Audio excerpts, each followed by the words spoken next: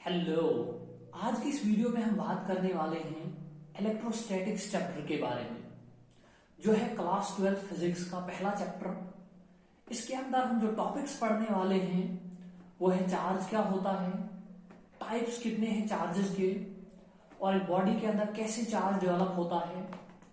साथ ही साथ आप ये भी समझ जाएंगे कि जो हमने अभी डेमोन्स्ट्रेशन आपको दिखाया कि कैसे काम करता है। जैसे जैसे वीडियो खत्म होती जाएगी आप इसको समझ पाएंगे कि कैसे काम करता है।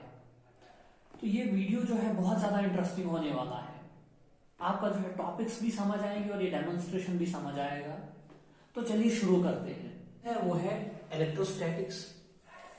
इलेक्ट्रोस्टैटिक्स क्या है? It is the study of charges at rest. Electrostatics में हम चार्जेस को स्टडी करते हैं जो रेस्ट में होते हैं। अब यहां पे सवाल आता है कि चार्जेस क्या होते हैं। देखिए यही हमने डिस्कस करना है कि चार्ज या इसे सिंपल वर्ड्स में चार्ज कहा जाता है या इलेक्ट्रिक चार्ज। पूरा नाम इसका है इलेक्ट्रिक चार्ज। तो अब हम समझते हैं कि चार्ज होता क्या है या इलेक्ट्रिक चार्ज होता क्या है। देखिए हमने, अगर आपने ध्यान से देखा होगा डेमोन्स्ट्रेशन, उसमें हमने दिखाया कि बलून जो है दूसरे बलून को अट्रैक्ट कर रहा है। आप यहाँ पे देख सकते हैं कैसे ये एक दूसरे को अट्रैक्ट कर रहा है, लेकिन जब हम इसको रब करते हैं उससे पहले ये नहीं कर रहा है अट्रैक्ट। तो क्या ये ग्रेविटेशनल फोर्स है? बिल्कुल भी नहीं। क्यों? क्योंकि ग्रेविटेशनल फोर्स जो है वो रबिंग पे डिपेंड नहीं करती है, वो हमेशा एक ऑब्जेक्ट पे लगती है। जब भी कोई चीज आप ऊपर से फेंके छोड़ देंगे वो नीचे ही गिरेगी। कोई भी कंडीशंस हो, चाहे कोई भी मौसम हो, वो नीचे ही गिरेगा, उसको रबिंग से कोई फर्क नहीं पड़ेगा। लेकिन ये फोर्स जो है ये ग्रेविटेशनल फोर्स नहीं है। तो ये कौन सा फोर्स है? इस फोर्स का नाम रखा है इलेक्ट्रिक फोर्स। इलेक्ट्रिक फोर्स क्यों नाम रखा है इसे भी थोड़ा सा जानते हैं। जब पहली बार इस फिनोमेना को देखा गया था, तो पहले ही जब डिस्कवर किया था इस फिनोमेना को, तो उस टाइम पे जो मटेरियल के साथ ये हुआ था, जिस मटेरियल के साथ इसको टेस्ट किया गया था, वो उसका नाम है एम्बर। एम्बर मटेरियल है, उसको रब किया था वूल के साथ और वो अट्रैक्ट कर रहा था पीसेस, छोटे छोटे पेपर के पीसेस को और डस्ट पार्टिकल्स को। तो उसके बाद जो एम्बर है हमारे पास, एम्बर का जो ग्रीक नेम है एम्बर, इसका जो ग्रीक नेम है वो है इलेक्ट्रॉन। इलेक्ट्रॉन जो है यहां से इसका नाम आया, जो फोर्स लग रही है इसकी वजह से उसका नाम रखा गया इलेक्ट्रिक फोर्स। इलेक्ट्रॉन से आया इलेक्ट्रिक फोर्स।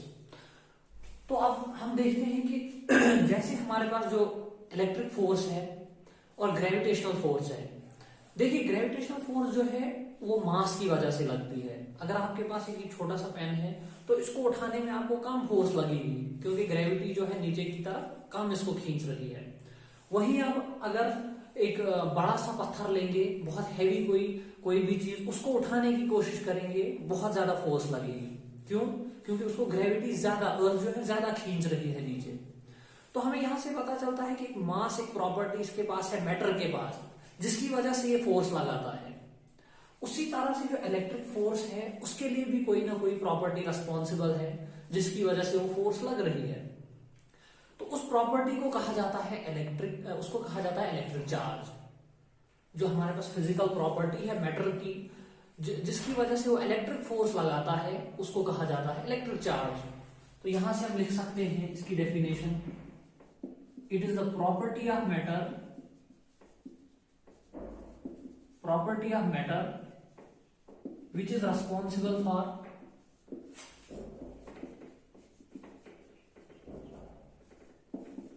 इलेक्ट्रिक फोर्स जो रिस्पॉन्सिबल है इलेक्ट्रिक फोर्स के लिए। तो अब बात करते हैं कि चार्ज जो है इसकी टाइप्स कितनी हैं। क्या इसकी एक ही टाइप है या बहुत सारी हैं? Types of charge. और ध्यान रखिए चार्ज जो है वो मैटर की प्रॉपर्टी है, मींस मैटर के पास होगा। वो ऐसा नहीं होगा कि बिना मैटर के चार्ज आए, ऐसा नहीं हो सकता। एक मैटर के पास ही, मतलब जहाँ पे मास होगा वहीं पे चार्ज है। मैटर की ये पहली प्रॉपर्टी है कि उसके पास मास होता है, और मास दूसरी प्रॉपर्टी उसके पास चार्ज होता है। ये दूसरी फंडामेंटल प्रॉपर्टी है मैटर की। अब बात करते हैं इसकी टाइप्स की। अगर आपने इस जो वीडियो हमने डेमोन्स्ट्रेशन में दिखाया, अगर आपने वहाँ पे ध्यान से देखा होगा तो आपने वहाँ पे दो चीज़ें नोटिस की हैं। एक जो बलून और बलून के बीच में जो फोर्स लग रही है वो अट्रैक्टिव फोर्स है। वहीं अगर आप दूसरा देखें, जो हमने एक बॉक्स जैसा दिखाया जिसके सामने बलून लाया, यहाँ पे देख सकते हैं, तो वो उसके जो वो छोटे छोटे जो फॉयल्स हैं वो रिपेल कर रही थी। यहाँ पे आप ध्यान से देखिए, ये फॉयल्स जो हैं वो रिपेल कर रही हैं एक दूसरे से। तो यहाँ से हमें समझ आता है कि चार्ज की वजह से दो फोर्सेस लगती हैं, एक है अट्रैक्टिव फोर्स और एक है रिपल्सिव फोर्स। तो हमने देखा कि मैटर में, जैसे हमने देखा ग्रेविटेशनल फोर्स में मास एक टाइप का है, मतलब एक ही सिंगल टाइप है मास की, तो एक ही टाइप की फोर्स लगती है। उसी तरह से लेकिन यहाँ पे दो टाइप्स की फोर्सेस लग रही हैं। इसका मतलब दो, ये प्रॉपर्टी जो है इलेक्ट्रिक चार्ज, ये दो टाइप्स की है। तो एक टाइप का जो नाम रखा गया वो रखा पॉजिटिव चार्ज, और दूसरी टाइप का नाम जो रखा वो रखा नेगेटिव चार्ज। अब इनका नाम पॉजिटिव और नेगेटिव क्यों रखा गया, ये आपको थोड़ी देर में समझ आ जाएगा कि क्यों इनके नाम कुछ और क्यों नहीं रखे, पॉजिटिव और नेगेटिव रखा। अब हम बात करते हैं कि मतलब जो चार्ज है पॉजिटिव और नेगेटिव, ये किन किन मतलब बॉडीज़ में आता है। जैसे अगर आप देखें, हमारे पास जो गिलास रॉड है, अगर आप उसको सिल्क के साथ रब करेंगे तो सिल्क में जो है नेगेटिव चार्ज आएगा, और जो हमारे पास गिलास रॉड है उसमें पॉजिटिव चार्ज आएगा। उसी तरह से हमारे पास बहुत से मटेरियल्स हैं जिनमें किसी में पॉजिटिव और किसी में नेगेटिव आता है। तो हमारे पास एक पूरा का पूरा टेबल है, बुक्स में दिया हुआ है, आप यहाँ पे भी देख सकते हैं वो टेबल, कि जो इस साइड वाले चार्जेस हैं, इस साइड वाले मटेरियल हैं, उन पे पॉजिटिव चार्ज आता है जब वो उस साइड वाले मटेरियल्स के साथ रब करते हैं। तो अब बात करते हैं कि ऐसा क्या होता है, जैसा हमने अभी बताया कि जो है अट्रैक्शन रबिंग से जो है ये चार्ज आता है। तो ऐसा क्या होता है, इसका ऑरिजिन क्या है, ये कहाँ से डेवलप होता है, रबिंग से कैसे डेवलप होता है चार्ज।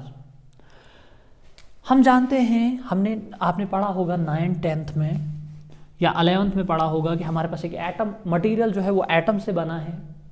एटम में पॉजिटिव चार्ज होता है सेंटर में, जिस मतलब नॉर्मली आपने सुना होगा या पढ़ा होगा। तो साइड पे जो है एक प्रोटॉन होता है सेंटर में, और इलेक्ट्रॉन होता है, इसके रिवॉल्व घूमता है इलेक्ट्रॉन, इसके आसपास घूमता है इलेक्ट्रॉन। तो ये मटेरियल जो है नॉर्मली न्यूट्रल होता है। आपने देखा होगा कि रबिंग के बगैर जो है वो रिपेल नहीं करते, अट्रैक्ट नहीं करते हैं, तो उस टाइम पे ये न्यूट्रल होता है। तो जब हम इसको रब करते हैं, क्या होता है कि जो जैसे सिल्क मटेरियल के साथ मान के चलो, एक गिलास को रब कर रहा हूँ, गिलास रॉड को, तो क्या होगा, यहाँ से एक इलेक्ट्रॉन निकल के इसमें चला जाएगा, तो इस पे पॉजिटिव चार्ज आ जाएगा गिलास रॉड पे, और इस पे नेगेटिव चार्ज। तो यहाँ पे क्या होता था, पहले क्या होता है कि यहाँ पे इसका और इसका चार्ज जो है वो अपोजिट है, और इनका टोटल इफेक्ट जो है वो 0 होता है। जैसे मैंने पहले ही बताया आपको कि नॉर्मली अट्रैक्ट नहीं करते हैं जो कोई भी मटेरियल दूसरे मटेरियल को, तो इनका इफेक्ट जो होता है वो अपोजिट होता है, ये कैंसल कर देते हैं एक दूसरे को के इफेक्ट को। इसलिए इनका एक का नाम पॉजिटिव और दूसरे का नाम नेगेटिव रखा, क्योंकि जैसे हमें पता है +1 और -1 जो है वो 0 होता है, प्लस और माइनस जो है वो कैंसिल हो जाते हैं, 0 हो जाता है। तो सेम इनका बिहेवियर भी है, प्लस और माइनस जो है, जैसे अगर दो पॉजिटिव, एक प्रोटॉन और एक इलेक्ट्रॉन होता है, तो उनका नेट इफेक्ट, नेट चार्ज 0 होता है।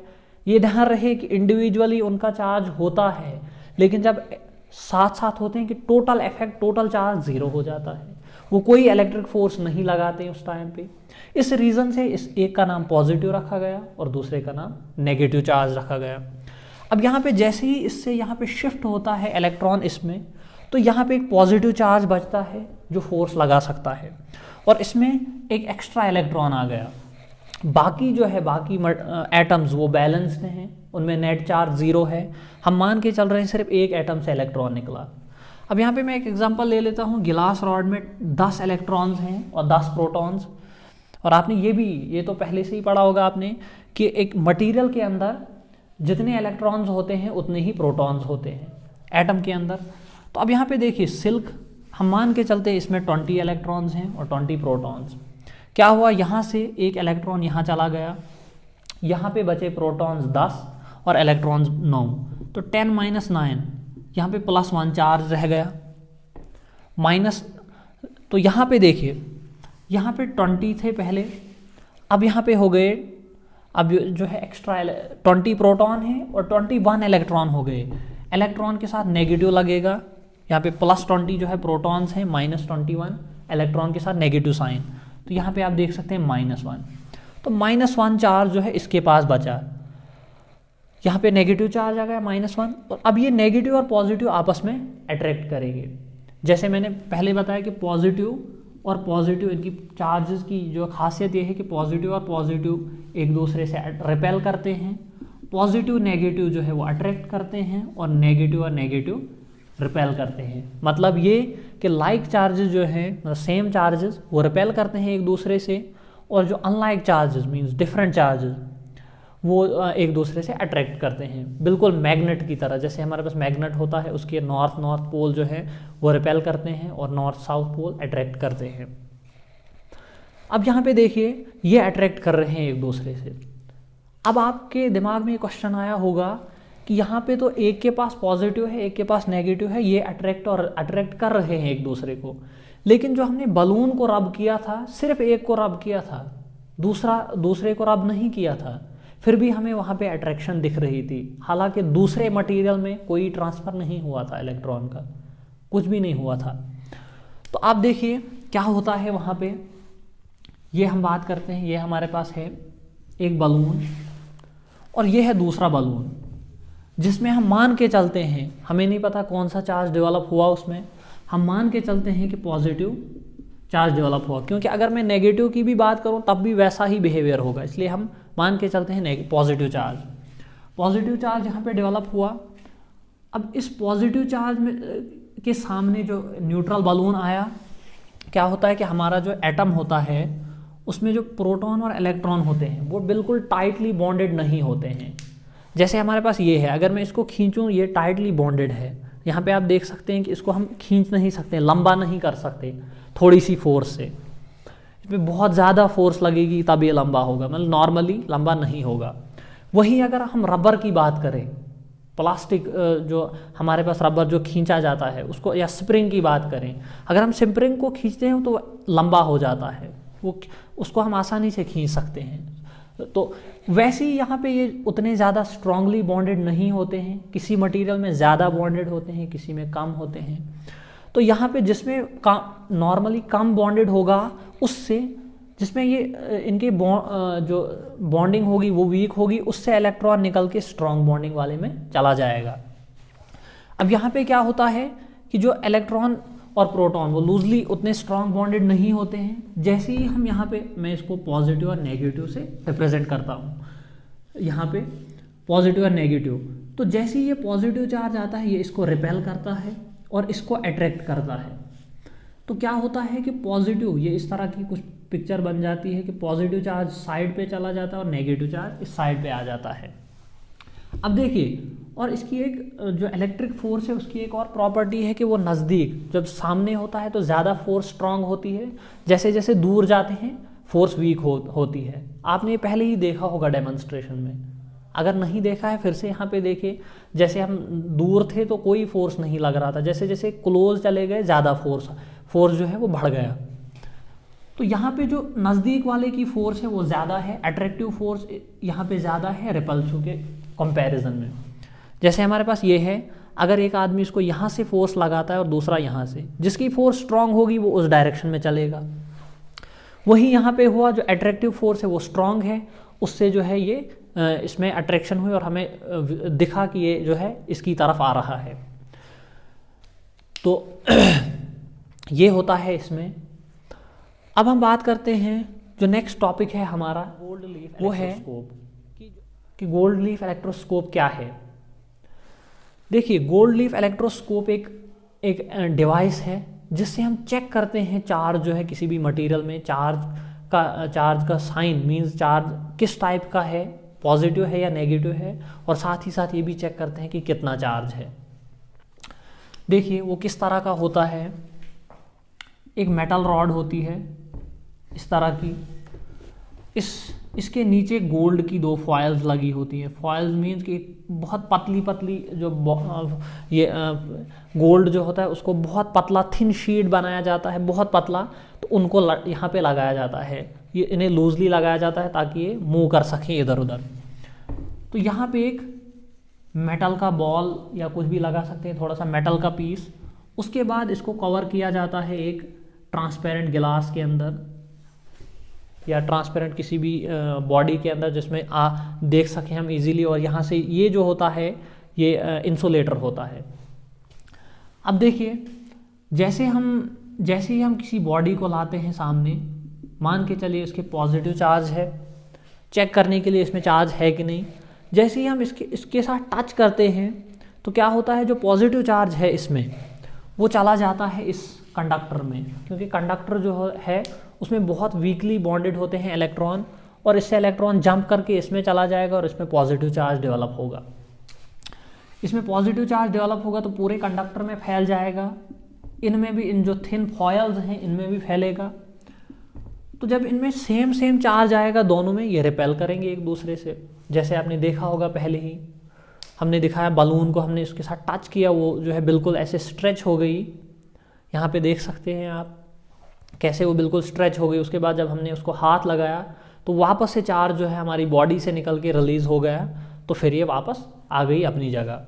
तो ये तरीका है, इससे टेस्ट करते हैं चार्ज को। और ये भी हम देख सकते हैं, कैलकुलेट कर सकते हैं कि कितना चार्ज है इसका, ये बीच में जो एंगल बन रहा है कि ये कितना दूर है। इससे हम पता कर सकते हैं कि ये कितना चार्ज इसमें जो है, इसमें चार्ज जो है स्टोर हुआ, कितना चार्ज है इस बॉडी में। अब हम देखेंगे कि पोलैरिटी कैसे चेक की जाती है इस डिवाइस से। जैसे मैंने पहले ही कहा, इससे चार्ज चेक किया जाता है, डिटेक्ट किया जाता है चार्ज है किसी बॉडी में।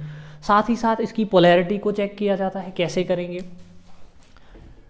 देखिए, हम एक अननोन मटेरियल लेते हैं। पहले एक मटेरियल गिलास रॉड, जिसमें हमें पता है कि इसमें पॉजिटिव चार्ज है, हम वो एक रॉड लेंगे। साथ ही साथ हम 2 कोई ऐसे मटेरियल लेंगे जिनका हमें पता नहीं है कि इसमें पॉजिटिव चार्ज है या नेगेटिव चार्ज। तो हम क्या करेंगे, पहले इस गिलास रॉड को सामने लाया, इसके साथ टच किया, तो ये जो है दूर दूर चली जाएंगी। उसके बाद जब हम अननोन मटेरियल्स को रब करेंगे और एक वाले पीस को लेंगे, एक वाले मटेरियल को लेंगे, इसके साथ टच करेंगे, अगर उसमें पॉजिटिव चार्ज हुआ तो पॉजिटिव चार्ज और बढ़ जाएगा इसमें, और ये और दूर चली जाएंगी, तो हमें पता चलेगा इसमें पॉजिटिव चार्ज है। अगर नेगेटिव चार्ज हुआ, जैसे अगर उसमें नेगेटिव चार्ज हुआ तो इसमें वो नेगेटिव चार्ज चला जाएगा, तो ये जो है बैलेंस हो जाएगा इसमें चार्ज, और ये क्लोज आ जाएंगी। जितना ज़्यादा चार्ज उतना ये क्लोज आ जाएंगी, वापस से बंद हो जाएंगी जैसे पहले थी। तो इस तरह से हमें साइन का पता चलता है किसी अननोन बॉडीज़ का कि इसमें कौन सा चार्ज आया। अगर आपका कोई भी क्वेश्चन रहा इन टॉपिक्स के बारे में तो आप हमें कमेंट बॉक्स में पूछ सकते हैं। और अगर आपको वीडियो अच्छा लगा तो वीडियो को लाइक कीजिए, चैनल को सब्सक्राइब कीजिए ताकि आने वाले वीडियोज़ आपसे मिस ना हो, और दोस्तों के साथ शेयर भी कीजिए इस वीडियो को।